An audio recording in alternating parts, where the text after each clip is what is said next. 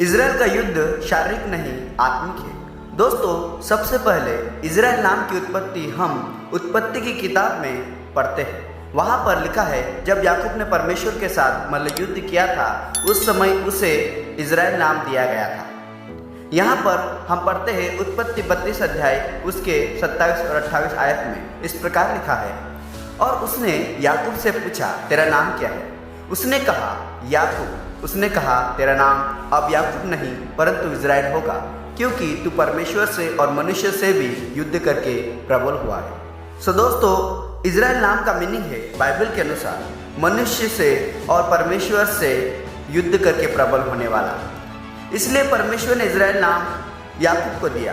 दोस्तों, यहाँ पर आप ध्यान देंगे तब पहली चीज हम यहाँ पर देखते हैं कि याकूब की कहानी एक आत्मिक युद्ध को दर्शाती है, और नए नियम में हमें बताया गया है कि हमारा जो मल्ल युद्ध है वह लहू और मांस से नहीं परंतु प्रधानों से और अधिकारियों से और संसार के अंधकार के हकीमों से और दुष्टता की आत्मिक सेनाओं से है जो आकाश में है। आज जो इजराइल देश की लड़ाई चल रही है वह लहू और मांस से लड़ने की कोशिश में लगे हुए हैं। उनका मुख्य उद्देश्य है हमास को मिटाना, लेकिन आत्मिक रूप से जब हम देखते हैं तो ये सब चीज़ें शैतान की मोहरे के रूप में इस्तेमाल की जाती है, परमेश्वर को लोगों को डिस्टर्ब करने के लिए और उन्हें परेशान करने के लिए। और हम लोग जो प्रभु यीशु मसीह की देह का भाग है, कलीसिया का भाग है, उस पर विश्वास करते हैं। दोस्तों, हम जानते हैं कि इस युद्ध के पीछे कुछ बुरी आत्मिक ताकतें लगी हुई है।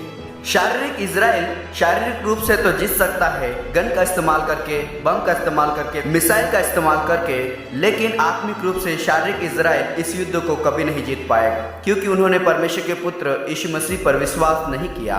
दोस्तों, दूसरी बात हम यहाँ पर देखते हैं कि याकूब के परमेश्वर के साथ इनकाउंटर के बाद में याकूब को एक नई पहचान मिली थी। याकूब से वो इजराइल बन गया, और वचन कहता है कि जो उस पर विश्वास करते हैं उन्हें वह पुत्र और पुत्री होने का अधिकार देता है। यीशु कहता है, मैं तुम्हें दास नहीं परंतु दोस्त बुलाता हूँ। यह बदलावट आत्मिक इजराइल में आती है जब हम आत्मिक इजराइल का भाग बनते हैं, आत्मिक रूप से प्रभु यीशु मसीह को ग्रहण करते हैं। इसे आसानी से समझने के लिए एक उदाहरण हम देखते हैं। आज बहुत से लोग अपने आप को मसीह कहते हैं, लेकिन उनका जीवन एक सच्चे मसीह की तरह नहीं है। वैसे ही इजरायलियों पर भी एक टेक तो लगा हुआ है कि वे यहूदी है और परमेश्वर के लोग हैं, परंतु वे कभी भी परमेश्वर के वचन के अनुसार वो कभी अपना जीवन नहीं जी पाए।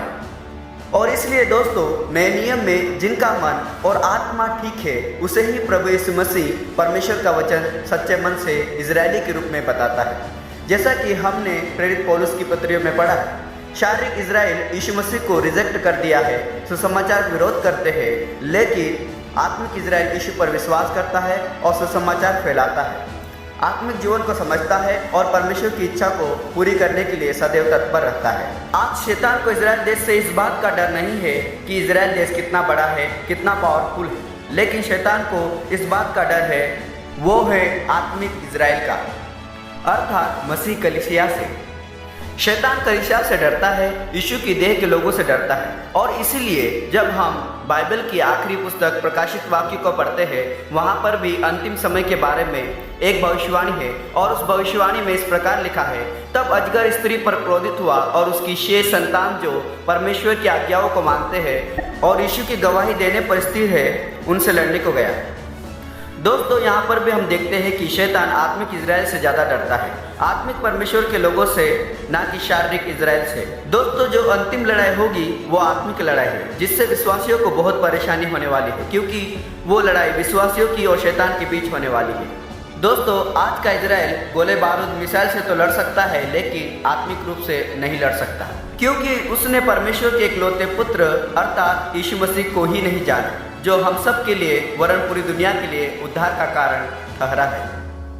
दोस्तों, इस वीडियो के द्वारा हम समझ सकते हैं कि इजराइल का आत्मिक युद्ध होना चाहिए था, परंतु वे शारीरिक युद्ध में लगे हुए हैं, और इस प्रकार से बाइबल की भविष्यवाणियां पूरी हो रही है।